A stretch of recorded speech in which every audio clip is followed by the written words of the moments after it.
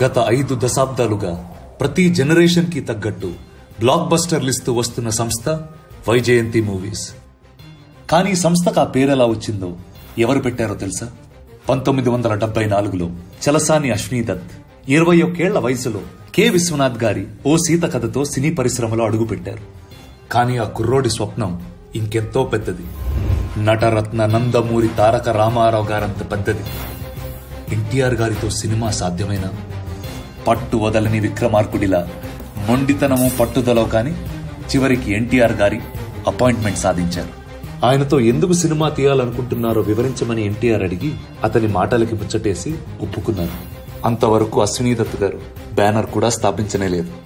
ఎన్టీఆర్ గారు అడిగిన మొదటి ప్రశ్నే అది, బ్యానర్ ఏమిటి అని. విజయ సంస్థ లాంటిదేదో అయితే బాగుండు అని దత్ గారు మనసులో ఉంది, కానీ బయట పెట్టలేదు. క్షణం ఆలోచనలో పడి ఆ మహనీయుడు ఎన్టీఆర్ మనసులో మరో అద్భుతమైన ఆలోచన గుప్పుమంది. అక్కడే ఉన్న కృష్ణుడి ఫోటోని చూపించి శ్రీకృష్ణుడి మెడలో ప్రతి క్షణం పరిమళాలను వెదజల్లుతూ ఎన్నటికీ వాడిపోని వైజయంతి, అదే నీ సంస్థ అని చెప్పారు. ఆ క్షణమే తన సువర్ణ హస్తాలతో వైజయంతి మూవీస్ అని తన అందమైన దస్తూరితో రాశారు. కేవలం రాయడమే కాదు, వైజయంతి ఎప్పటికీ వాడిపోని వెన్నె తరగని ఘన విజయాల్ని అందించే సూపర్ పవర్ అని ఆప్యాయంగా వివరించారు కూడా. ఆయన ఆ సంస్థలో చేసిన మొదటి సినిమా ఎదురులేని మనిషి. ఆ తారక రాముడి దివ్య సంకల్పంతో పెట్టిన ఆ పేరు ఏ వేళా విశేషము, ఆ మహానుభావుడి హస్తవాసం. ఆనాటి నుంచి వైజయంతి మూవీస్ ఈనాటి వరకు ఎదురులేని సంస్థగా నిలిచింది.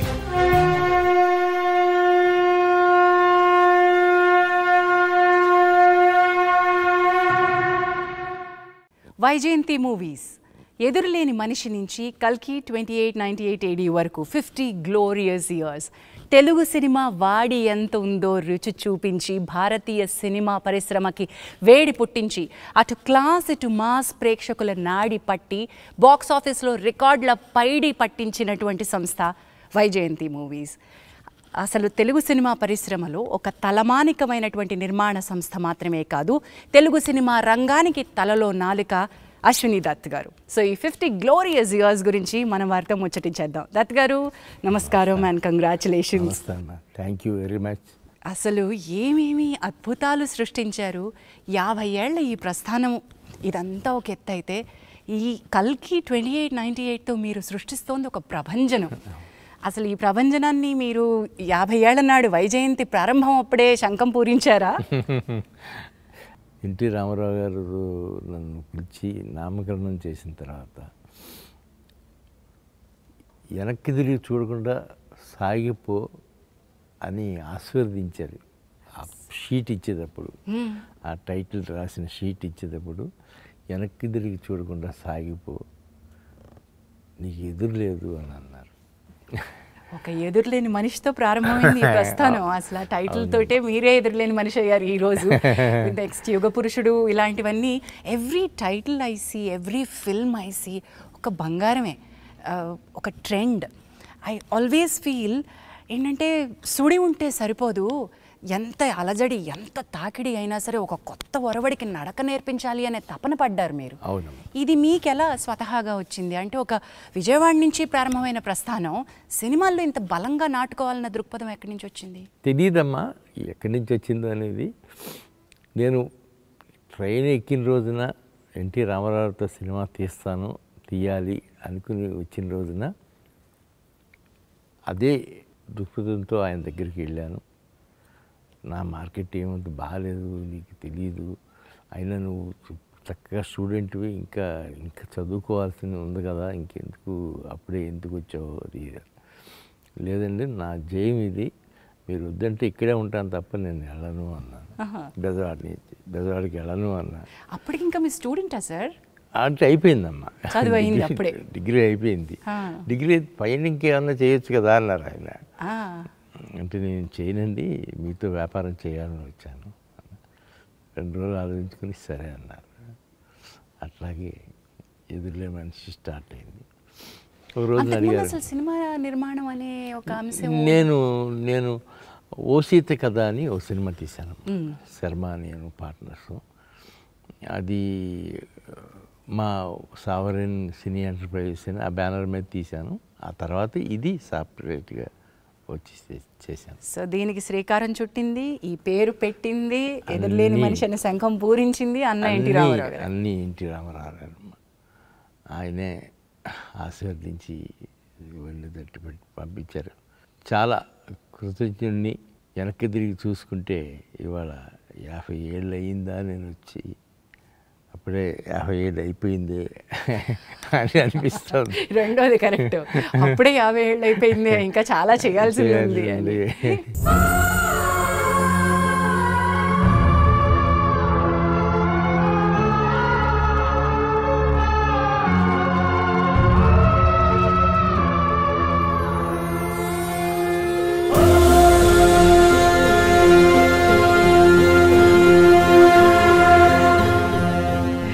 But there so much to learn from Vyjayanthi movies అండి. ఎందుకంటే మీరు ఒక ఫ్యాంటసీ కొత్త ఒరవడికి శ్రీకారం చుట్టినటువంటిది. అంటే ఒక తెలుగు సినిమా ఇండస్ట్రీకి నిర్మాణం ఎంత ఇంపార్టెంటో చెప్పిన సంస్థ ఇది నా ఉద్దేశంలో. ఎందుకంటే ఒక దర్శకుడి కళ, ఒక కథారచయిత బలం, ఇవన్నీ ఒక ఎత్తు అయితే అది నమ్మి ఆ ఫ్యాంటసీని తెరకెక్కించడానికి కూడా ఒక ధైర్యం కావాలి. What is it behind that fantasy? ఏం నమ్మారు మీరు? నేను అన్న ఎన్టీఆర్ గారితో సినిమా తీయాలి అనుకుని వచ్చాను. ఆయనతో ఫస్ట్ నేను అనుకుంది ఏంటంటే, నాగేశ్వరరావు గారి లాగా ఆయన డాన్స్ అవి చేయట్లేదు, అవి చేస్తే చాలా బాగుంటుంది. అదే చెప్పాను నేను ఫస్ట్ సిట్టింగ్లోనే, మీరు ఒక డాన్స్ అవి చేయాలండి ఈ సినిమాలో, అయ్యే ఉంటే చేద్దాం బ్రదర్ అన్నాను. అలాగే నేను ఏది అడిగితే అదే చేశారమ్మా. ఆ సినిమాలో 5 పాటలు ఎన్నో ఉన్నాయి, 5 పాటల్లోనూ డాన్స్ చేశారు ఆయన. అమోఘం అని ఆయనే అనుకునేవారు. పేరు పెట్టడం ఒక ఎత్తు అయితే మీరు ఏకంగా ఆయన ఫోటోనే వైజయంతిలో కృష్ణుడు అవతారంలో పెట్టేశారు. పెట్టానమ్మా. That is the kind of worship that you had. యుగ పురుషుడు తర్వాత నుంచి మీరు, బాపయ్య గారు, రాఘవేంద్రరావు గారు, ఇది ఒక ట్రయో అయిపోయారు. అవునమ్మా. అది అసలు అద్భుతం. ఎలాంటి సినిమాలు తీశారు సార్. అవునమ్మా. Not just one. ఆ తర్వాత మీ అనుబంధం రామారావు గారితో, నాగేశ్వరరావు గారితో, కృష్ణ గారు, కృష్ణరాజు గారు, సోమన్ బాబు గారు, దాట్ వాజ్ వన్ జనరేషన్. ఆ జనరేషన్ అండ్ మీ అనుబంధం ఒక్కసారి చెప్పండి సార్. నేను రామారావు గారితో తీసినప్పుడు నేను చాలా చిన్నపిల్లండి. కాకపోతే నేను ఆ కాంపౌండ్ నుంచి బయటకు వచ్చేటప్పటికి అంత పెద్దలాగానే అయిపోయాను. అంతా ఎన్టీ రామారావుతో సినిమా తీసిన బ్యానర్ ఇది, ఎన్టీఆర్తో తీసిన బ్యానర్ ఇది అని కృష్ణరాజు గారు కానీ, కృష్ణ గారు కానీ, అందరూ, శోభన్బాబు గారు కానీ, పెద్ద బ్యానర్లో చేస్తున్నాం మనం అని ఆ తృప్తి నాకు ఇచ్చారమ్మా. మీరు ఏ రోజు తగ్గలేదుగా. నిర్మాణపు విలువల్ని ఎంత ఇంపార్టెంట్గా భావించారు. అంటే నేను కేవలం పెద్ద స్టార్తో సినిమా చేయడం కాదు, వాల్యూస్ కూడా అంత బాగానే ఉండాలని నమ్మారు కదా సార్. ఉండాలి అనుకుని అలాగే అనుకుని చేసామమ్మా సినిమాలు. మొట్టమొదటి సినిమాకి, రెండవ సినిమాకి, ఎదురులే మనిషికి, యుగ పురుషుడికి 2.5 సంవత్సరాల గ్యాప్ వచ్చింది. ఆ గ్యాప్లో విజయవాడ వెళ్తా వస్తా ఉండేవాడు. తర్వాత యుగ పురుషుడు స్టార్ట్ అయింది. ఇంకా ఆ తర్వాత ఇక్కడి నుంచి ఎక్కువ గ్యాప్ ఇవ్వడానికి వీల్లేదు అనుకుని పెద్ద ఆయనతోనే అడిగి నాగేశ్వరరావు, కృష్ణ గారితో మొదలుపెట్టి సినిమా తీసాం. When I look back sir, combination సినిమాలు అద్భుతంగా చేశారు సార్. ఇప్పుడు ఒక ఇద్దరు స్టార్స్ని, ఇద్దరు ముగ్గురిని కాంబినేషన్లో పెట్టుకుని చేయడం, అది ఒక రకంగా అప్పటికి ఒక కొత్త తరం, ఒక కొత్త పంథ అని అనుకుంటున్నాను నేను. అనుకుంటాం అయి ఉంటుందమ్మా అది. ఎందుకంటే నేను కూడా ఇండస్ట్రీలో ఉండిపోయి అది చూడలేదు. కానీ రామారావుతో అయిపోయిన తర్వాత నాగేశ్వరరావు, కృష్ణ గారు, అలాగే శోభన్బాబు గారు, బాలకృష్ణ గారు, కృష్ణరాజు గారు, నాగేశ్వరరావు గారు, వెంకటేష్ గారు, ఇలా కాంబినేషన్స్ చాలా మంచి కాంబినేషన్స్ కుదిరినాయి. ఇప్పుడు ఈ సినిమా వచ్చేటప్పటికి కల్కి నా జయం ఒకటి ఉండేదమ్మా. అందరితో తీశాను. కృష్ణరాజు గారు అబ్బాయితో ప్రభాస్తో సినిమా తీయాలి అని ఇదే చెప్పాను. నాగి, నువ్వు ఆలోచించే స్క్రిప్ట్లో ఎక్కడన్నా ఒకటి ప్రభాస్కి వస్తుందేమో చూడు అని. అదే అనుకుంటున్నాను మావయ్య. నేను ఒక 4 ఏళ్ళ నుంచి నా స్క్రిప్ట్ ఒకటి మైండ్లో ఉండిపోయింది మహానటి తర్వాత. ఇప్పుడు దాన్ని తీసి పొదలు పెడతాను అని చెప్పారు. కథ రెడీ అయింది మావయ్య, ఒకసారి వింటారా అని వినిపించాడు. అమోఘం. దీని గురించి ఎదురే ఉంది, వెళ్ళి ఆయనతో చెప్పి చెప్పుడు అని చెప్పాను. అట్లాగే వెళ్ళాడు, చెప్పాడు. ఆయన వెంటనే యాక్సెప్ట్ చేశారు. నెక్స్ట్ వీక్ బాంబే వెళ్ళటం, ఆయనకి అమితాబ్ గారికి చెప్పటం, ఆయన వినటం, 1-2 సార్లు ఆలోచించుకోవటం, ఎట్లా చేస్తారు ఏంటి అని అడగటం, ఇవన్నీ 2-3 వీక్స్ ఆయన వెంటనే ఓకే అన్నారు. ఆ తర్వాత ఎప్పటికో కానీ షూటింగ్ స్టార్ట్ అయిన తర్వాత కమల్ హాసన్ గారి గురించి ప్రపోజల్ రాలేదు. అప్పుడు ఆఖరిలో వచ్చినప్పుడు ప్రపోజల్ ఆయన కూడా వెంటనే దాదాపు 2 months టైం తీసుకున్నారు ఆయన, కమల్ హాసన్ గారు. తీసుకుని ఆయన వెంటనే ఓకే చేశారు. అంటే ఆయన నెగిటివ్ క్యారెక్టర్ ఉంది కదా నా దాంట్లో, ఎట్లా వస్తుంది ఏంటి అని ఆలోచించి ఆయన కూడా వెంటనే ఓకే చేశారు. వాళ్ళ పొద్దున్న సినిమా చూస్తూ ఉంటే నాకు అనిపించింది, ఇన్ని పాజిటివ్ క్యారెక్టర్స్, ఇన్ని నెగిటివ్ క్యారెక్టర్స్, ప్రభాస్ ఒక్కడి మీద ఆయన తలుచుకున్నాడు కాబట్టి ఆయనతో పాటు యావత్ క్యాస్టింగ్ అందరూ ఏకమై చేశారు ఈ cinema. Hats off to him. Sir, అది అంటాం కదా, యూనివర్స్ మనం ఏదైనా ఒక బృహత్ కార్యాన్ని తలపెడితే మనకి తెలియకుండానే మనం కేవలం నిమిత్త మాత్రం అయిపోతాం, అది దాని అంతటా అది చక్రం నడిపించేసుకుంటుంది అని. కల్కి 2898 AD is India's pride sir. ఇది this is a visual treat, నా భూతో నా భవిష్యత్, ఇంటర్నేషనల్ స్టాండర్డ్. ఇది మన తెలుగు గడ్డ నుంచి పుట్టిందా అని తెలుగువారే ఆశ్చర్యపోయే స్థాయిలో సినిమా. ఇది వైజయంతిస్ 50th year అవ్వడం అనేది యాదృచ్ఛికమో లేదా ఇది ప్లాన్డో తెలియదు, కానీ this is one of the mile stone for Indian cinema according to me sir.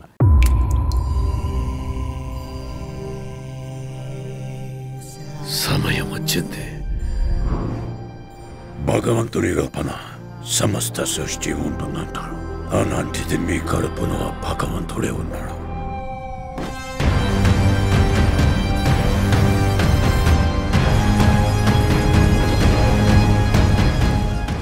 రేపటి కోసం ఈరోజు ని చంపితే రేపేలా ఉంటుంది? నేను కాపాడుతా. ఒక్క పెద్ద బౌంటీ, 1 shot కాంప్లెక్స్కి వెళ్ళిపోతా.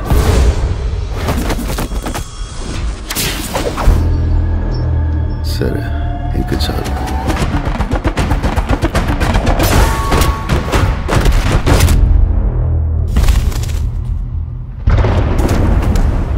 ఎన్ని యుగాలైనా ఎన్ని అవకాశాలు ఇచ్చినా మనిషి మారలేడు. చీకటే చాలదా ధర్మముకే పాటరా మాధవా రాముగా మరచితివేమో మాటని.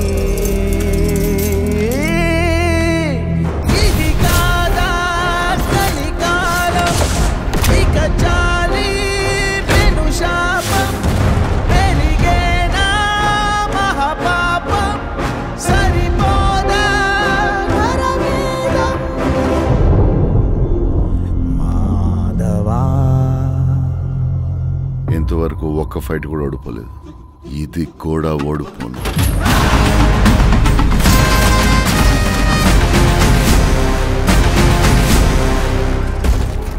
ఈసారి ప్రిపేర్ అయ్యి వచ్చాను.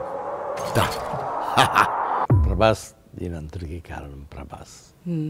ఆయన తర్వాత అమితాబ్ బచ్చన్ గారు, కమల్ హాసన్, దీపిక పట్టుకొని స్వధర్మాన్ని పరిరక్షించగా సమస్తాన్ని ప్రక్షాళించగా సముద్భవించే అవతారమిదే. ఇంపార్టెంట్ క్యారెక్టర్ అదొకటి ఉంది. ఆవిడకి వెళ్ళి చెప్పారు, ఆవిడ వెంటనే ఓకే చేశారు. కథ వెంటనే ఈ భలే కథ అండి, ఇది మీరు బాగా ఆలోచించారు, నేను చేస్తాను, చెయ్యాలి ఈ సినిమా. ఇట్ ఈస్ ట్రూలీ మా అందరి, ఇన్ఫ్యాక్ట్ భారతీయ సినిమాకి ప్రైడ్ అని చెప్పినట్టుగా this is an amazing feet.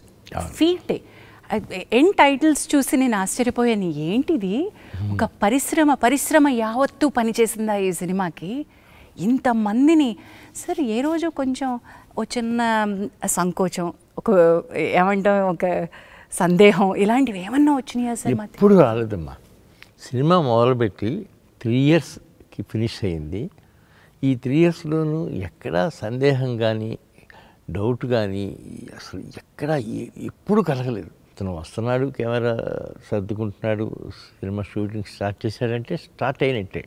అట్లా ఫస్ట్ 6 months షూటింగ్ మొత్తం రామోజీ ఫిలిం సిటీలో చేసి, ఆ తర్వాత ఈ ఫ్లోర్ వచ్చి ఇక్కడ సెట్ వేసి ఇక్కడ ఈ ఫ్లోర్ చూసి నెక్స్ట్ ఇక్కడే షూట్ అయిపోదాం అని చెప్పి ఇట్లా 2.5 సంవత్సరాలు ఇక్కడే తీసాం cinema.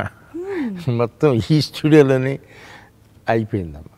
But what we see is, అంటే మీరు ఈరోజు చెప్తున్నారు, అది మీ ఏమంటారు దాన్ని, మీ హంబుల్ నేచర్, మీ హ్యూమిలిటీ అనాలి. నేను ఇది ఒక పెద్దది నేను చేస్తున్నాను నేను అనేటువంటి ఒక దాన్ని తీసి ఇది మేము చేసాము అని మీరు క్రెడిట్ పక్క వాళ్ళకి ఇస్తున్నారు, టీంకి ఇస్తున్నారు, చూసారా? That is your humility sir. ఇదంతా టీం వర్కే, నాది ఏమీ లేదమ్మా. నేను మొదలుపెట్టిన రోజున అమితాబ్ బచ్చన్ గారిని, ప్రభాస్ గారితో పాటు అందరినీ కలిశాను. ప్రభాస్ని నమ్ముకుని ఉన్నాం.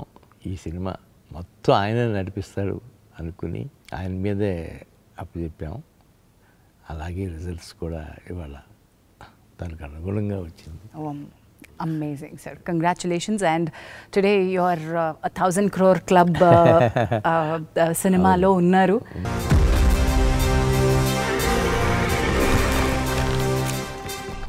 తన పేరు చరిత్ర మర్చిపోదు. సూర్యపుత్ర వైకర్త్ర కర్ణ.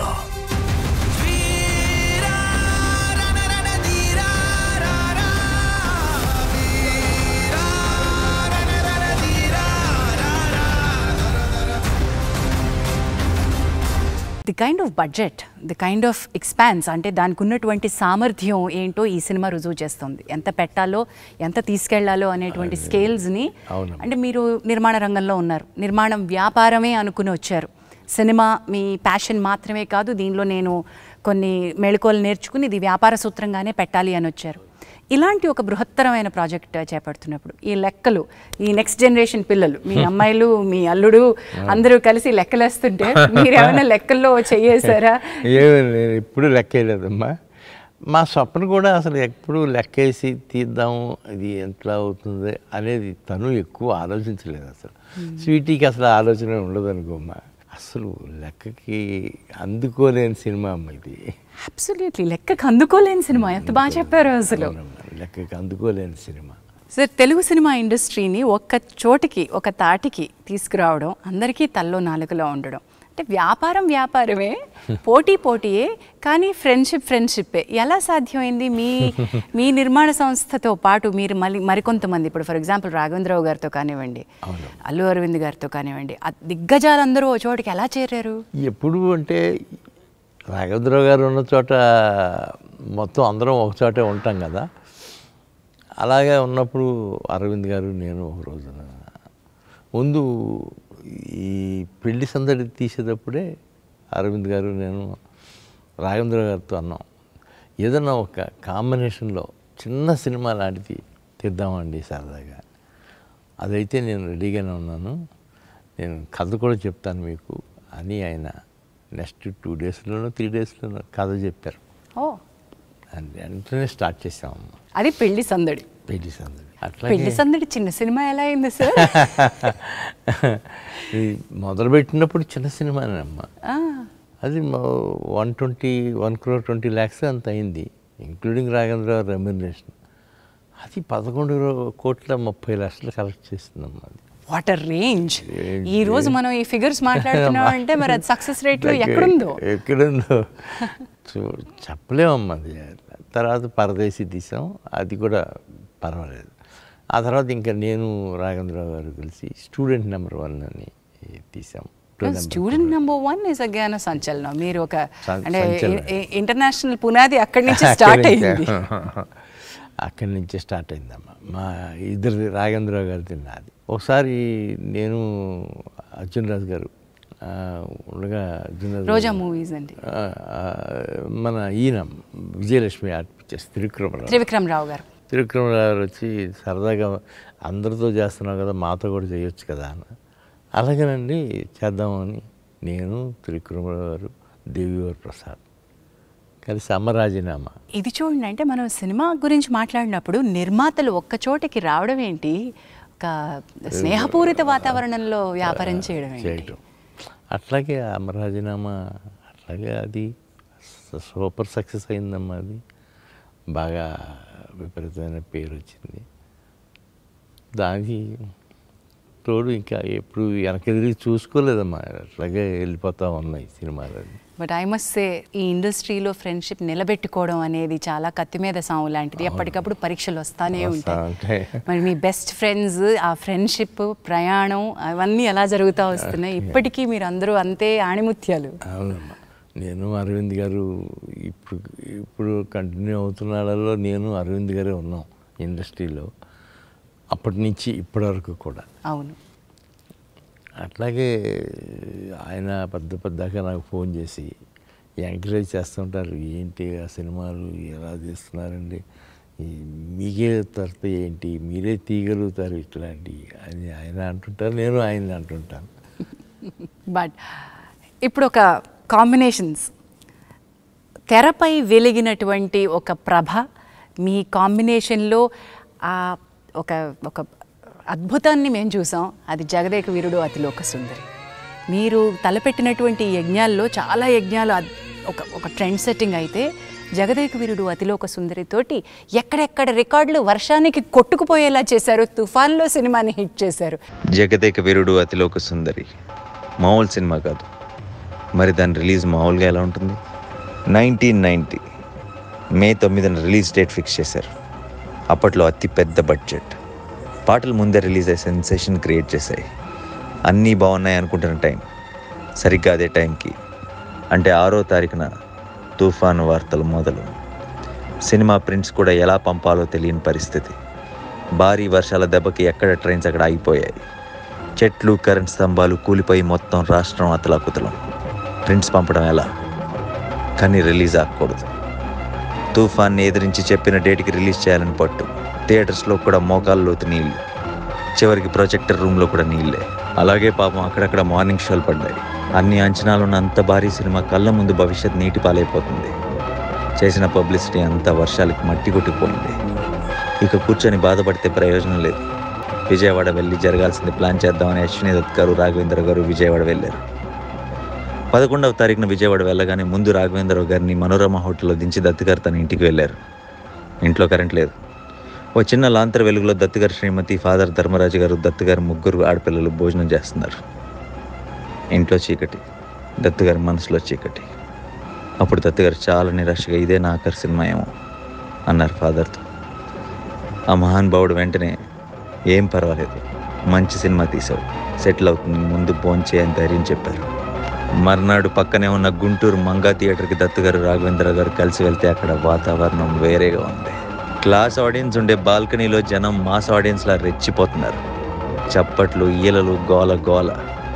ఆశ్చర్యం ఇంకా చిన్న ధైర్యంతో గుంటూరు నుంచి తెనాలి బయలుదేరారు దర్శక నిర్మాతలు ఇద్దరు. అప్పుడే ఓ మరుపురాని సంఘటన. ఎన్టీ రామారావు గారు ఆ టైంలో మాజీ ముఖ్యమంత్రి, అపోజిషన్ లీడర్ హోదాలో తుఫాన్ ప్రాంతంలో టూర్ చేస్తూ అక్కడ ఎదురయ్యారు. దత్ గారు, రాఘవేంద్రరావు గారు కారు ఆపి ఆయన్ని కలిశారు. ఎన్టీఆర్ గారు అప్పుడు గంభీరంగా, సినిమా రిపోర్ట్ బాగుంది, సెటిల్ అయిపోతుందిలేండి బ్రదర్, కంగారు పడకండి, నేను చెప్తున్నాను అని ధైర్యం చెప్పి తన ప్రోగ్రాంలోకి వెళ్ళిపోయారు. ఆయన దగ్గర నుంచి వచ్చి కారెక్కిపోతుంటే ఓ పల్లెటూరి వ్యక్తి సైకిల్ మీద అరటిపళ్ళతో వస్తూ అశ్విని దత్ గారిని, రాఘవేంద్రరావు గారిని చూసి పరిగెత్తుకు వచ్చి, ఇప్పుడే సినిమా చూశాను, అదిరిపోయింది, సంవత్సరం ఆడుద్ది అని గట్టిగా అరిచాడు. దత్ గారు, రాఘవేంద్రరావు గారు ఊపిరి పీల్చుకున్నారు. ఇంకా అక్కడి నుంచి సినిమా విజయ విహారం. నాన్ స్టాప్గా ఊరూరా వాడవాడలా చెలరేగిపోయింది. తుఫాను, వర్షం, అబీభత్సం ఏవీ జగదేక వీరుడు అతిలోక సుందరిని ఆపలేకపోయాయి. ప్రతి షో హౌస్ఫుల్. పడవల్లో టౌన్కి వచ్చి మరి సినిమా చూశారు. ల్యాండ్ మార్కెట్స్ ఊరికే వస్తాయా? తెలుగు సినిమా చరిత్రలోనే జగదేక వీరుడు అతిలోక సుందరి అంటే ఓ తుఫాన్. 30 ఏళ్ళు అయింది. ఓ చిన్న డౌట్ మిగిలిపోయింది. ఉంగరం ఏమైంది? ఉంగరాన్ని మింగిన చేప ఏమైంది? అపూర్వమైన గంధర్వగానమేదో నా మదిలో మొదలుగుచున్నది. వెనక్కి తిరిగి చూసుకుంటే ఎలా అనిపిస్తుంది సార్ ఆ సినిమా గురించి? ఒళ్ళు గగురు పడుతుందమ్మా. జగదేక వీరుడు అతిలోక సుందరి అది మొదలుపెట్టినప్పుడే మేము అదే అనిపించింది, ఈ సినిమాలుకి భిన్నంగా ఏదో తీయాలి, బాస్ కాల్చిస్తే తీయాలి అని అనుకుని జగదేక వీరుడు అతిలోక సుందరి కథ రెడీ చేస్తే ఆయన బాగా ఇంప్రెస్ అయ్యి ఆ తర్వాత ఆయన కూడా 1.5 month 2 months ఈ కథ మీద కూర్చున్నారు. దాదాపు ఆ కథ మీద 27 మంది రైటర్స్ వర్క్ చేశారు. 27 మంది 27 మంది పరచూరి బ్రదర్స్ తప్ప మిగతా వాళ్ళు అందరూ వర్క్ చేశారమ్మా. సత్యానంద్, అల్లమూరి వీరేంద్రనాథ్, జింజాల, తమిళియన్స్ ఎంతోమంది. అట్లాగే అది స్టిల్ రికార్డ్స్ అన్నీ కొట్టిందమ్మా. ఎన్నో సెంటర్లలో 100 రోజులు 200 రోజులు కూడా ఆడింది. థియేటర్లో మోకాల వరకు నీళ్ళల్లో కూడా కూర్చుని చూసారంటే ఒక తుఫాను ఆంధ్రప్రదేశ్ని వణికిస్తున్నా సరే ఎంటర్టైన్మెంట్ అది ఇచ్చిందంటే ఎంత గొప్పతనం అది, ఎంత గొప్పతనం. అలాగే అప్పటి నుంచి మొదలయ్యి చిరంజీవి గారికి నాకు ఎనలేని ఫ్రెండ్షిప్, అది వెళ్ళలేని ఫ్రెండ్షిప్ అంటాను సార్ నేనైతే. వెళ్ళలేని ఫ్రెండ్షిప్ నిజంగా అండి. 4 సినిమాలు చేసామమ్మా. 3 సినిమాలు అయితే అసలు అమోఘం.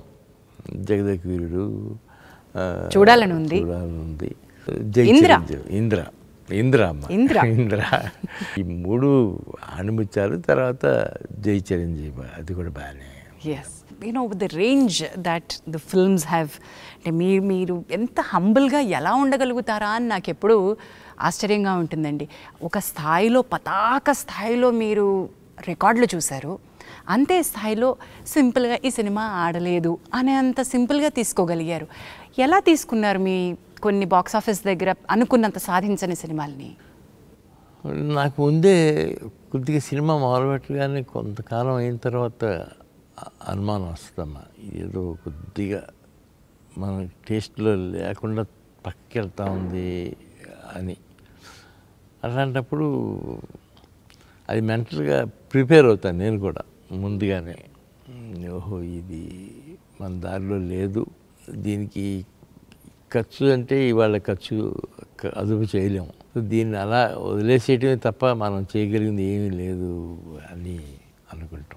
సో ముందే ప్రిపేర్ అయిపోయారు కాబట్టి అది బాక్స్ ఆఫీస్ దగ్గర దాని నంబర్స్, దాని రాబడులు ఎఫెక్ట్ చేయలేదు మిమ్మల్ని? చేయలేదమ్మా. బాగా వర్స్ట్ అయ్యాంలే మనం కూడా సినిమాల మీద సినిమాలు తీసి ఒక 2 years 3 years రెస్ట్ తీసుకుందాం అని అనుకున్నా. ఆ టైంలోనే మా పిల్లలు వచ్చారు. వాళ్ళు వచ్చి కరెక్ట్గా ఎవడే సుబ్రహ్మణ్యం సినిమా స్క్రిప్ట్ తీసుకొచ్చారు, ఈ సినిమా తీయాలి అని. నాగి చూడండి అమ్మా, ఇప్పటికీ మీరు కూడా నాలాగానే చిన్న చిన్న అకౌంట్లు ఇది. అప్పటికి వీళ్ళు స్టార్ట్ చేసి సినిమా ఇండస్ట్రీకి మీరు మీట్ అయిపోయారు వాళ్ళు కూడా. వెన్ దే స్టార్టెడ్ చాలా డిఫరెంట్ సినిమా తీశారు. ఇప్పుడు బాణం వాజ్ అన్ అమేజింగ్ ఫిల్మ్, నాకు ఎంత ఇష్టమో బాణం.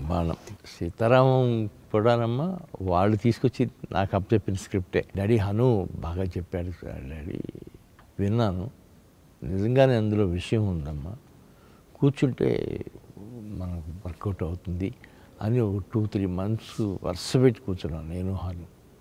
అందుకని అది ఆ సినిమా ఆ షేప్కి వచ్చింది. స్వప్న కానీ స్వీటీ కానీ ఎక్కడ కాంప్రమైజ్ అవ్వలేదు అసలు, ఎక్కడ ఏ విషయంలోనూ. సార్ ఇక్కడ ఒక క్వశ్చన్ అడుగుతాను సార్. సినిమా ఇండస్ట్రీలో లెగసీ ఆర్ వారసత్వం ఇవి మేము చూస్తూనే వచ్చాం, కానీ ఒక ఇంటి నుంచి వచ్చినటువంటి వారసత్వంలో, నేను ఇక్కడ జెండర్ అనట్లేదు సార్, ఇంకా చాలామందితో పోటీ ఏమో, కానీ మీ అమ్మాయిలు వేరు సార్, మీ అమ్మాయిలు బంగారాలు. The way that they have పుణికి పుచ్చుకోవడం అంటే వ్యాపార సూత్రాలని, ఏ సినిమాకి ఉన్నటువంటి కళాత్మకతని, వ్యాపార సూత్రాలని వీళ్ళు సంగమించి మేళవించినట్టు నాకు తెలిసి ఇంతవరకు జరగలేదేమో అనుకుంటున్నాను సార్. నేను అదే అనుకుంటాను, ఖచ్చితంగా నేను అదే ఫీల్ అవుతాను. నా పిల్లలు కదా వీళ్ళు ఎంత కష్టపడుతున్నారు. ఈ కల్కికి అయితే 3 years నాన్ స్టాప్గా కష్టపడ్డారు. Hats off to them. అని అనిపించింది. అది ఎవడే సుబ్రహ్మణ్యంతో ప్రారంభమై ఉండాలి. అంటే ఆ గురి, పిల్లలు వాళ్ళ అభిరుచి, నాగి కుటుంబంలోకి అల్లుడై రావడం, అక్కడి నుంచి ఒక దిశ మారింది అనుకుంటున్నాను నేను. జాతిరత్నాలు తీసేటప్పుడు కూడా వాళ్ళిద్దరూ నాగితో కలిసి తీశారు మా జాతిరత్నాలు. జాతిరత్నాలు అనేది అసలు ఎలాంటి సినిమా అమ్మ అది కూడా. సార్ అది కోవిడ్ తర్వాత తెరలు తెరుచుకుంటే మళ్ళీ ఒక తెరలుగా నవ్వి రికార్డులు తెరలుగా మళ్ళీ రాసుకోవచ్చు అన్నట్టుగా తయారైన సినిమా. I was so proud of Jathiratnalu Dutt garu. I can't tell you, థియేటర్కి వెళ్ళి కూర్చుని ఏడ్చాను నేను. ఆ సినిమా నవ్వించిన సినిమా అయినా కూడా ఐ వాజ్ క్రైయింగ్. ఎందుకంటే మళ్ళీ ఇలాంటి రోజు మనం సినిమా ఇండస్ట్రీ చూస్తుందా, థియేటర్కి జనాలు వచ్చి కూర్చోగలిగే రోజు ఒక పాండమిక్ తర్వాత జరుగుతుందా అనుకున్నాం. మనం ఇప్పుడు మహానటికి వద్దాం. This is again Indian cinemas pride. Today మేము కల్కి గురించి ఎంత గర్వంగా చెప్పుకుంటామో, ఒక మహానటి, ఒక సీతారామం, వీటి గురించి కూడా చెప్పుకోవాలి. మహానటికి ముందు, మహానటి తర్వాత నేను అనేంత స్థాయిలో సినిమా తీశారు sir. That is always a pride. మీకు ఎలా అనిపిస్తుంది సార్ ఈ సినిమా వెనక్కి తిరిగి? నిజంగానమ్మా, ఆ రెండు సినిమాలు కూడా మహానటి, సీతారామం, ఆ రెండు గ్యాప్లో తీయటం కాదమ్మా. అసలు సినిమా అంటే ఇదేనేమో అన్న లెవెల్లో తీసింది. వీళ్ళు ఇలా కాక ఇంకో రకంగా సినిమా తీయలేరా అనిపించింది సార్. ఏంటి సింపుల్గా వీళ్ళు సినిమాలు చేయలేరా అని. చాలా చాలా గొప్పగా తీస్తే సినిమాలమ్మా రెండు. ఒక విషయం చెప్పండి సార్, ఒక సూత్రం, వ్యాపార సూత్రం, మనం కమర్షియల్ ఎలిమెంట్, ఇదిగో ఇంత పెడుతున్నాం, ఇంత వస్తుంది, దీనికి ఎంత మనం చేయాలి అనే లెక్కలేవో ఉంటాయి కదా. ఈ పిల్లలు కథల కంటెంటే ఒక డ్రీమ్ బియాండ్ ఇండియన్ స్క్రీన్స్ కంటెంటే మీకు ఎలా అనిపించేది? నేను ఎక్కడ వీళ్ళకి పబ్లిసిటీలో కానీ బడ్జెట్లో కానీ రిస్ట్రిక్షన్స్ పెట్టలేదమ్మా. మీరు రిస్ట్రిక్షన్స్ పెడితే పాడైపోతారమ్మా, ఎటు కాకుండా అయిపోతుంది. మీరు ఓపెన్గా తీసేయండి, పర్వాలేదు, నేనున్నాను కదా, చూసుకుందాం. అంతకు తప్ప మీరేమి కాంప్రమైజ్ అయ్యి ఇది అది అని అనుకుని 2 గంతులు వేయద్దు అని చెప్పాను. అలాగే మోస్ట్ సక్సెస్ఫుల్ పిక్చర్గా తీశారన్నమాట. వాళ్ళిద్దరికి hats off to them. Hats off. And amazing strength sir. పర్ఫెక్షనిస్ట్లు అండి బాగా. ఏం పర్ఫెక్షనిజం అండి అది? హౌ? కొన్ని చూసి చూడనట్టుగా వెళ్ళాలమ్మా అని మీరు ఎప్పుడైనా సలహా ఇచ్చారండి ఆడపిల్లలిద్దరికి? లేదండి, నేను ఇప్పుడు ఇవ్వలేదమ్మా అసలు. మీరు అనుకుందే తీస్తున్నారు కదమ్మా, ఏంటిది ఏంటి కాదు డాడీ, కొద్దిగా ఎక్కువైంది. ఎక్కువైతే అవుతుందమ్మా, దానికి ఏంటి సమస్య ఉంది పెద్ద. సో రక్తం నుంచి వచ్చింది అది. Okay. So as I was telling you, మనం we have to talk about Sitaramam అనే ఒక సినిమా గురించి మీరు ఇందాక చెప్తూ, ఈ సినిమాకు 2 నెలల కథ కూర్చున్నాను అన్నారు కదండి. ఏ పాయింట్ మీకు చాలా బాగా అనిపించింది? ఎలాంటి విషయాల్లో మీరు కథ దగ్గర కూర్చుంటారు? ఇది అసలు పాయింట్ ఎత్తుకోవటంలోనే అదే గొప్ప పాయింట్ అమ్మా. సీతారామం జమీందారీ వంశంలో పుట్టిన అమ్మాయి, ముస్లిం యువతి, సైనికుడిని సెలెక్ట్ చేసుకుని పెళ్లి చేసుకుంటాము అనే దాంట్లో వాళ్ళ అన్నయ్య ఈ లోపల గొప్ప సంబంధం తీసుకొచ్చాడు. వాళ్ళ ఫ్యామిలీకి సరిపడా సంబంధం, అట్లా సెటిల్ అవ్వాల్సిన వాళ్ళు ఇట్లా అయిపోయారు ఏంటి అనిపించే లెవెల్ కథ. అది మామూలు కథ కాదమ్మా. సీతారామం అనేది నా లైఫ్లో ఎప్పుడూ మర్చిపోలేని సినిమా అమ్మ. స్వప్న, ప్రియాంకకి ఎప్పుడూ చెప్తాను, అమ్మ ఎప్పుడన్నా రుణపడి ఉన్నానంటే ఈ సినిమా విషయంలో మాత్రం మీకు రుణపడి ఉంటాను. సీతారామంకి అంత గొప్పగా ఇంప్రెస్ చేసింది. నాగశ్విన్ అనే ఒక దర్శకుడు, మేమందరం తెలుగు వాళ్ళందరం కూడా ఏమిటి ఈ ఋషి, ఎవరి యోగి, ఎవరి సిద్ధపురుషుడు అని మేము అనుకుంటాం. మొన్న మా తోటినట్టుడు బ్రహ్మాజీ గారు, బాబు నీ అరిగిపోయిన చెప్పులు పంపిస్తే కళ్ళకద్దుకుని ముద్దు పెట్టుకుంటాను అన్నారు. నిజంగా అండి, ప్రతి తెలుగు ప్రేక్షకుడి హృదయం అలాగే అనిపిస్తుంది. సో ఇప్పుడు మీ ఇంటి అబ్బాయి అయిపోయాడు కాబట్టి నేను కూడా చూస్తానమ్మా. మా ఇంటికి వస్తాడా, హడావిడిగా వస్తాడు, వచ్చి ఇక నాకు చెప్పులకు ఇచ్చి లోపలికి వస్తాడు. వెళ్తే బయటకు బయట చెప్పులుంటే అయ్యేసుకు వెళ్ళిపోతాడు అంటాడు. తను వచ్చేటప్పుడు కూడా వాళ్ళ నాన్నగారు చెప్పులు వేసుకొచ్చేస్తాయంట ఒక్కోసారి. ఎక్కడ సార్ అంటే ఎప్పుడు ఒక చాప్టర్ ఎక్కడో కల్కిలోనూ, ఒక చాప్టర్ ఎక్కడో నెక్స్ట్ ఇంకొక 5 ఏళ్ల తర్వాత తీయబోయే సినిమాలోనూ ఆ సినిమాటిక్ యూనివర్స్లో తిరుగుతూ ఉంటుందేమో. మరి వాట్ ఈస్ దిస్ జీనియస్? మీరు ఇంట్లో ఇంతమంది జీనియస్లను పెట్టుకుని ఎట్లా మేనేజ్ చేస్తారు సార్? మీ బలం ఏంటి? మీకు నా జీనియస్ అనేది నా రోజుల్లోనే అయిపోయి ఉంటుందేమో. ఇప్పుడు వీళ్ళందరూ జీనియస్లు చూస్తా ఆనందంగా గడుపుతున్నాను అనుకుంటారమ్మా. But I think credit Vinay గారికి ఇద్దాం. ఇంతమంది జీనియస్లు ఒక ఇంట పెట్టాలి అంటే అవునమ్మా, మీ జీవిత భాగస్వామికి కూడా ఇవ్వాల్సిందే కదా. ఇవ్వాలి కదా. మరి వినయ్ దత్ గారు కూడా మీరు రాజకీయాల్లోకి వెళ్తే ఆవిడ అంతే సామర్థ్యంతో అక్కడికి వచ్చి క్యాంపెయినింగ్ చేయడము, సినిమా నిర్మాణంలో ఉంటే మరి మీకు సపోర్ట్గా ఉండడం. అవునమ్మా, చాలా చాలా. మా వినయ్ మాత్రం ప్రతిదానికి సగం కారణం తనేనమ్మా. నా సక్సెస్లో కానీ ఫెయిల్యూర్స్లో కానీ. నేను ఫెయిల్యూర్స్లో ఉన్నానండి అన్నప్పుడు ఏంటండి ఒక సినిమా పోతే ఇలా అయిపోతారు, పదండి ఇంకోటి సినిమా తీయండి తొందరగా వెళ్ళండి అనేది. అలా గ్రేట్ లేడీ. అంతే కదండి. మరి సో సినిమా ఒక ప్రస్థానం అయితే దత్ గారు, మీరు ఏ రోజు కూడా అనుకున్నది మాట్లాడడానికి, ఎప్పుడు సినిమా ఇండస్ట్రీలో సభల్లో మాట్లాడి ఇంటర్వ్యూల్లో గట్టిగా మాట్లాడేటువంటి మేము ఇంతవరకు తీరు వినలేదు మీ దగ్గర నుంచి. కానీ రాజకీయాల్లో, అటు ప్రత్యక్ష రాజకీయాల్లో పోటీ చేసిన, ఈ మధ్య రాజకీయాలకి పరోక్షంగా సపోర్ట్ చేసిన, బలంగా మీ వాదనని వినిపించారు. ఈ స్ట్రెంగ్త్ ఎక్కడి నుంచి వచ్చింది? ఇంత పెద్ద సినిమా ప్రాజెక్ట్ని పెట్టుకుని మనకి రిలీజ్ రాబోతుంటే చాలామంది వ్యాపారం ఉన్నవాళ్ళు కొంచెం జాగ్రత్తగా మాట్లాడదాం అనుకుంటారేమో. కానీ ఉన్న నిజాన్ని నిక్కచ్చిగా చెప్పటమే మా నాన్నగారు నాకు నేర్పించిన విద్య అమ్మా. మొహాట లేకుండా మాట్లాడు, ఏంటి ఇందులో ఏం పోషిస్తుందంటావు, సినిమాకి దానికి ఏంటి సంబంధం. జగన్మోహన్ రెడ్డి గారి విషయంలో మాత్రం నేను ఎక్కడ డిఫర్ అవ్వలేదమ్మా. ముందు ఆయన చాలా ఫ్రెండ్లీగానే ఉండేవారు. మా రెండో అమ్మాయి పెళ్ళికి వచ్చారు ఆయన. చంద్రబాబు గారిని జైల్లో పెట్టిన రోజున మాత్రం అక్కడికి వెళ్ళి చాలా ఎమోషనల్గా మాట్లాడాను. 160 సీట్లు పైన వస్తాయి చంద్రబాబు గారికి. ఈసారి ఖచ్చితంగా ఆయన సీఎం అవ్వబోతున్నాడు. ఆ లెవెల్కి వెళ్ళి మాట్లాడిన సందర్భం కూడా. That's nothing wrong. మీరు పార్టీకి నిలబడ్డారు, పార్టీకి తరపున పోటీ చేశారు. వీఆర్ మొదటి నుంచి కూడా మీరు పార్టీ సింపథైజర్గా ఉన్నారు, పార్టీలో యాక్టివ్ రోల్ చేశారు. సో అక్కడ కాక ఇంకెక్కడ మాట్లాడతారు? So hats off to your. అంటే నిజానికి నిజం ఎప్పుడూ బరువుగా ఉంటుందంటండి, సైలెంట్గా ఉంటుందంట, బలంగా నిలబడుతుందంట. మిగతావన్నీ కూడా ఉలికులికి పడతాయి, ఎగిరెగిరి పడతాయి. సో అవి వాటి గాలిమానాన అవి వెళ్ళిపోతాయి.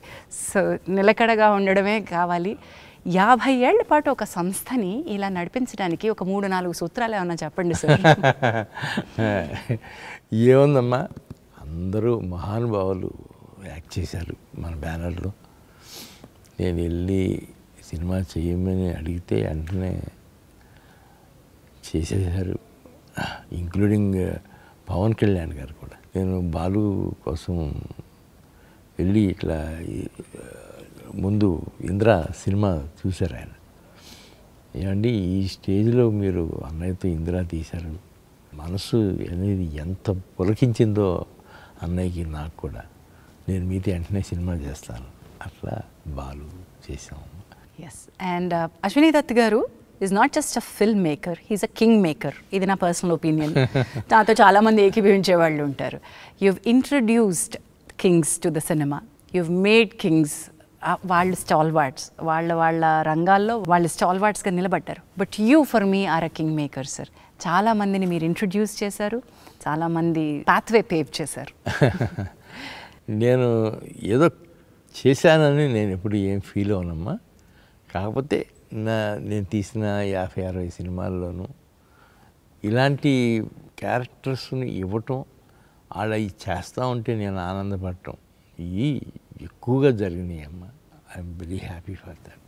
ఎస్. మీ అంటే పిల్లలు నెక్స్ట్ జనరేషన్ రావడం ఒక ఎత్తు అయితే, ఇప్పుడు చిరంజీవి గారు, కృష్ణ గారు మీ బ్యానర్లో వర్క్ చేసినట్టయితే వాళ్ళ పిల్లల్ని కూడా మీ బ్యానర్ నుంచి ఇంట్రడ్యూస్ చేయాలనుకోవడం, అది వాళ్ళు కూడా మిమ్మల్ని నమ్మి ఇచ్చినటువంటి బాధ్యతే కదండి. ఇచ్చిన బాధ్యతేనమ్మా. ఫస్ట్ కృష్ణ గారమ్మ, నెక్స్ట్ చిరంజీవి గారు, అందరూ అరవింద్ గారు, తారక రత్న, 1 నెంబర్ కుర్రాడు కానీ తారక్ స్టూడెంట్ నెంబర్ 1 అన్నీ అట్లా వచ్చినాయనమ్మా. ఆ సీజన్లో నేను కూడా రాఘవేంద్ర గారు పక్కన ఉండేవారు కాబట్టి కొన్ని సినిమాలు ఆయనతో పాటు పార్ట్నర్షిప్లో తీసాం కదమ్మా. 2-3 సినిమాలు తీసాం. దర్శకేంద్రుడి మ్యాజిక్ టచ్ తోటి వచ్చిన బట్ దెన్ అది ఆ చొరవ ఇది మీ మీద నిర్మాణ సారథ్యం బాధ్యత పెడితే ఎంత ఎఫెక్టివ్గా మీరు వర్క్ చేయగలుగుతారనే నమ్మకం కూడా ఈక్వల్లీ ఇంపార్టెంట్.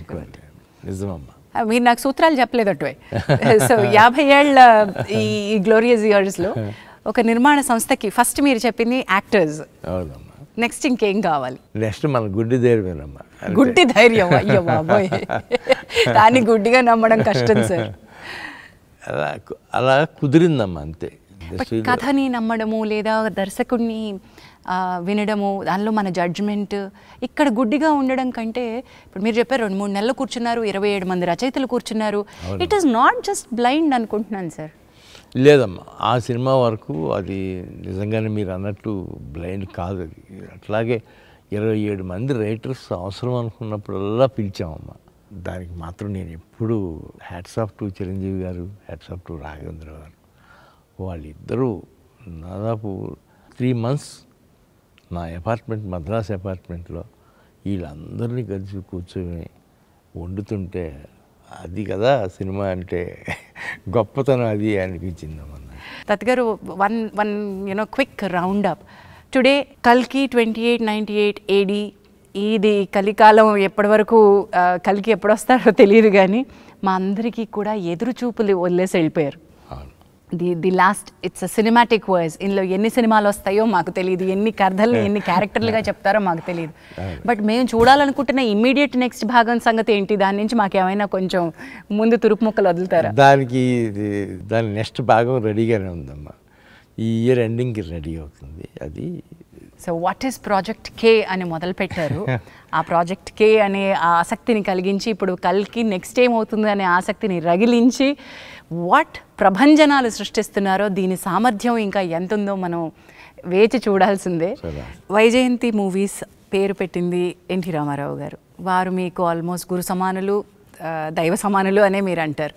మరి మీకు తల్లిదండ్రుల బలం కూడా ఎక్కువ ఉంది. నాన్నగారు ఆశీస్సులతోటి వారి ప్రెజెన్స్ అని వేసి ప్రతిసారి దాని తర్వాత వచ్చే టైటిలే నాన్నగారికి. ఆయనకి ఎప్పుడు క్రెడిట్ ఇస్తారా మీరు?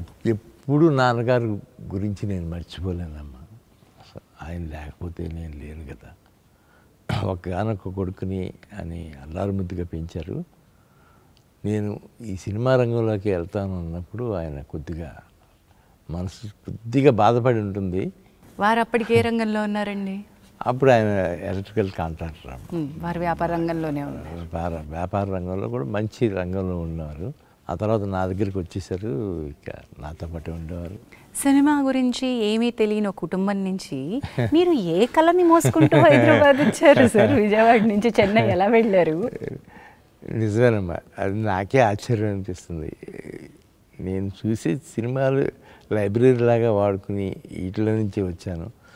రామారావు గారిని నాగేశ్వరరావు గారి లాగా డ్యాన్స్ చేయించాలి అనుకునే దీంతో వచ్చి సినిమాలు తీయటం అంటే జోక్ కాదు కదమ్మా. అండ్ దానికి తోడు మీ తల్లిదండ్రులు మీరు ఒప్పించి రావడం, దీనిలో వ్యాపారంలో డబ్బులు పెడతారంటే పైగా సినిమా అనగానే కొంచెం కంగారు ఉంటుంది. పెడతారు అసలు. అలాంటిది మా నాన్నగారు కొద్దిగా హెసిటేషన్గా ఉంటే మా అమ్మగారు ఏం లాభం లేదు, వాడు ఏం చెబితే అది చేయాల్సిందే, మీరు ఒక సినిమా చేస్తారు ఏమవుతుంది, తీయించండి పోనీ అని గట్టి పట్టుబట్టింది మా అమ్మ. ఇంకా అలాగే ఒక సినిమా అంటే ఎక్కడ ఆగుతుందమ్మా అది. అలాగే ఎదురులేని మనిషి దగ్గర నుంచి ఆయన కూడా ఇంప్రెస్ అయిపోయారు మా ఫాదర్. సో తర్వాత సినిమా నిర్మాణంలో వారేమన్నా ఎప్పుడన్నా ఒక సలహా ఇవ్వడమో లేకపోతే మీకు ఏమన్నా పాలు పంచుకోవడం ఎప్పుడు ఉండేదమ్మా. డిస్కషన్ జరుగుతూ ఉండేది. చాలా బాగా తీశారు, ఇది ఒకటి ఈ కొద్దిగా అది జాగ్రత్త పడి ఉంటే పోయేదిరా రావేసిందాం, సరేలే ఏముందిలే మళ్ళీ ఇంకో సినిమా తీస్తాం. రావచ్చండి, మా మంచి సినిమా సార్, మంచి సినిమా, నాకు చాలా ఇష్టమైన సినిమా. బట్ దాన్ని మీరు అన్నట్టుగా ఎక్కడో చోట కథలో ఆ టైంకి లోపం ఉంది కానమ్మా. ఆర్ఎల్స్ అది చాలా క్లాసీగా తీసిన సినిమా సార్. క్లాసీగా తీసిన సినిమా. మీరు ఏ లెవెల్ని సినిమా స్థాయి ఎంత పెట్టాలో దానికి ఏ రోజు తగ్గించలేదు. ఇన్ఫ్యాక్ట్ సినిమా స్థాయిని ఎప్పటికప్పుడు అలా పెంచుకుంటూ వచ్చారు sir. The way that you made films, you believed, మీరు కథని నమ్మారు, మీరు దర్శకుడి యొక్క విజన్ని నమ్మారు, ఆ స్టార్ యొక్క వాల్యూస్ని ఏమాత్రం తగ్గించలేదు. అదే మీ బలం అనుకుంటాను సార్. నేను నిజమేనమ్మా, నేను కూడా వెనక్కి తిరిగి చూసుకుంటే నా సినిమాలు అన్నీ మిగతా సినిమాలకి అంటే చాలా డిఫరెంట్గా ఉంటాయి. మిగతా ప్రొడ్యూసర్స్ తీసే సినిమాల కంటే మరి నా అదృష్టం అనుకోవాలా లేకపోతే నేను సెలెక్ట్ చేసిన విధానం ఏంటో తెలియదు, కానీ దత్ సినిమా వస్తుంది, అమ్మయ్య కాలక్షేపం జరిగిపోద్ది, సమ్మర్లో కానీ వింటర్లో కానీ ఎక్కడైనా సరే అనే మాట ప్రేక్షకులు ఒక సరికొత్త. కొన్ని సినిమాలు థియేటర్లోనే చూడాలి. So this is a theatre film.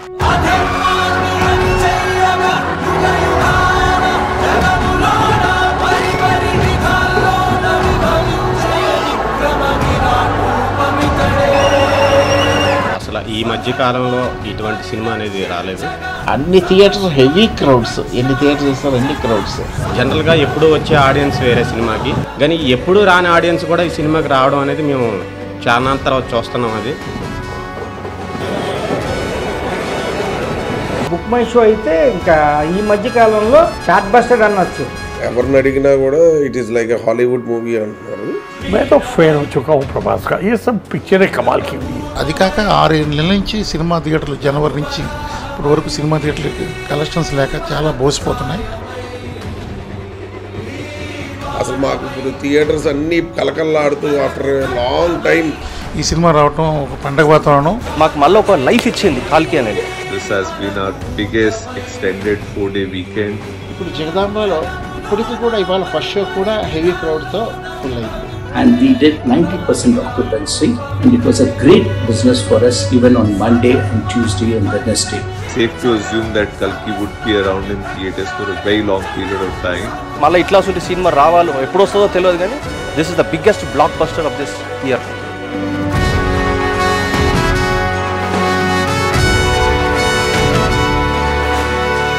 మా సినిమా ఫీల్డ్కి మా థియేటరే గుడి. Entertainment is not a business, the business of entertainment is prime. అంటే అది ఎలాగా చెప్పాలి ప్రేక్షకులకి? మీరు ఒక పంటనిచ్చారు.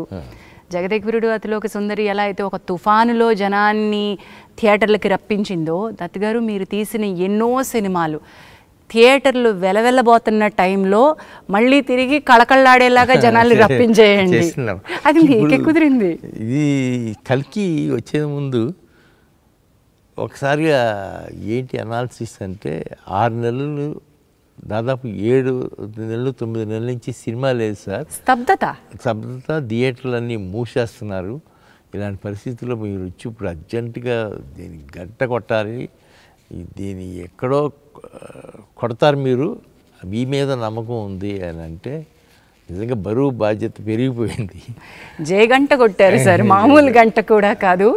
తిరిగి రమ్మనే జయగంట కొట్టింది కల్కి. అండ్ విజయ ఘంటా పదంలోకి దూసుకెళ్ళిపోతుంది. ఇంకా ఎక్కడికి వెళ్తుందో, దీని సామర్థ్యం ఎక్కడుందో అన్న తెలియదు, ఇప్పట్లో ఏమీ తెలియదు. ఇవాళ సడన్గా ఇవాళ ఏమైనా తగ్గుతాయి అనుకుంటే నిన్న బాగానే ఉంది, ఇవాళ మళ్ళా బాంబే నుంచి ఇక్కడి నుంచి ఎక్కడి నుంచి అదే ఫోన్లు అయ్యే కలెక్షన్స్ మారుమోగిపోతూ ఉన్నాయి. యూ యాజ్ అ ప్రొడ్యూసర్ ఒక multi starrer, multi language starring. ఇందులో మీరు గమనిస్తే నాగీస్ విజన్లో రకరకాల జాతుల సమ్మేళనం కనిపిస్తుంది. యాక్టర్స్లో కూడా కన్నడ, తమిళ, మలయాళ, బెంగాలీ, ఎన్ని రకాలు, ఎంతమంది ఆర్టిస్టులు. అంటే నేను అమితాబ్ బచ్చన్ గారు, దీపికా పడుకోన్, ఇలా ప్రభాస్ గారిని పక్కన, ఇలా పెద్దవాళ్ళని పక్కన పెడితే ఎలాంటి కాస్ట్ అండి, ఎలాంటి ఆర్టిస్టులు. ద వే దట్ విజన్కే అందనంత గొప్పగా తీశారు. అది entire credit goes to Nagi and my 2 daughters. అంతేనమ్మా. నేను తక్కువ వెళ్తూ ఉండేవాడిని షూటింగ్లకి. నేను వెళ్ళినప్పుడల్లా ప్రభాస్, అమితాబ్ బచ్చన్ గారు, కమల్ హాసన్ వీళ్ళు ఎవరున్నా నేను వెళ్ళేవాడిని. కానీ the credit goes to my daughters. You must be a proud father than a proud producer. Yes, డెఫినెట్గా మా ప్రౌడ్ ఫాదర్. పుత్రికోత్సాహం అనుభవిస్తున్నారు దత్ గారు. నిజంగా మా గుండెల నిండా పండగగా ఉంది. మీకు I wish and bless that ఈ కల్కి ప్రస్థానం ఎన్ని సినిమాటిక్ యూనివర్స్లో ఎన్ని సినిమాలు వస్తే అన్ని ప్రస్థానాలకి ఇదే జయగంట కొట్టాలని కోరుకుంటున్నాను సార్. సో టాకింగ్ అబౌట్ థియేటర్కి జనాలు రప్పించడం, ఇంకోటి కూడా గుర్తు చేస్తాం మీకు, మహానటి టైంకి కూడా అదే జరిగింది. కొంత సైలెంట్గా ఉన్న పీరియడ్లో మహానటి థియేటర్లకి జనాన్ని ప్రభంజనంలో రప్పించింది. అవునమ్మా. అది ఈవెన్ శుభలగ్నం కూడానమ్మా. శుభలగ్నం నా పర్సనల్గా నాకు అప్పుడు ఏదో 1-2 ఫెయిల్యూర్స్ తగిలినాయి. ఆ తర్వాత కృష్ణారెడ్డి గారు ఒకరోజు ఆఫీస్కి వచ్చి, ఏంటండి ఖాళీగా ఉన్నారేంటి, మీరు సినిమా మొదలు పెట్టండి నేను చేస్తాను అన్నారు వచ్చి. అరే ఏదో వండర్గా ఉంది కృష్ణారెడ్డి గారు, మీరు చేస్తారంటే నేను వెంటనే మొదలు పెడతానని వెంటనే మొదలుపెట్టామమ్మా. శుభలగ్నం కథ చెప్పి వెంటనే ఆయన సినిమా తీసిచ్చారు. అది అందుకని కృష్ణారెడ్డి గారు ఒకటి నేను ఎప్పుడూ మర్చిపోతాను. సో దాట్ ఈస్ ఆల్సో మీరు అప్పటి వరకు చేసిన సినిమాలన్నీ ఒక ఎత్తు అయితే, శుభలగ్నం కూడా ఒక చిత్రమైన ఫ్యామిలీ జానర్లో వచ్చిన సినిమా. అలాంటివి ఎప్పుడు అసలు రాలేదమ్మా. ఎప్పుడు చేయలేదు కదా ముందు, తర్వాత మళ్ళీ చేశారో లేదో తెలియదు కానీ తర్వాత కూడా చేయలేదు అమ్మా. ఎక్కడో చోట చిన్న ఫ్యాంటసీనో లేకపోతే స్కేల్ ఎక్కువ ఉన్న సినిమా మీది. సినిమాకి నార్మల్ కథ నార్మల్గా ఉంటే మీకు ఆనవేమో అనుకుంటూ ఉంటాను సార్ నేను, ఒక స్థాయి పెద్దగా ఉండాలి దానికి. దెన్ ఆల్సో అదర్ లాంగ్వేజెస్ గురించి మాట్లాడుకుందాం. మీరు కేవలం తెలుగు ప్రొడ్యూసర్గా ఆగిపోలేదు, మీ సినిమాలు అదర్ లాంగ్వేజెస్లో మీరే తీశారమ్మా. నేనే తీశాను. అవన్నీ కూడా బాగానే సక్సెస్ఫుల్గానే రన్ అయినాయమ్మా. నాకు కూడా హిందీ డిస్ట్రిబ్యూటర్స్, హిందీ వాళ్ళందరూ కూడా బాగా కోఆపరేట్ చేశారు. నిజంగా మేమందరం మీ 50 సంవత్సరాల పండుగని తెలుగు ప్రేక్షకులు పండుగ చేసుకునే విధంగా కల్కినిచ్చారు sir. Wonderful and God bless you and your family abundantly. Thank you sir.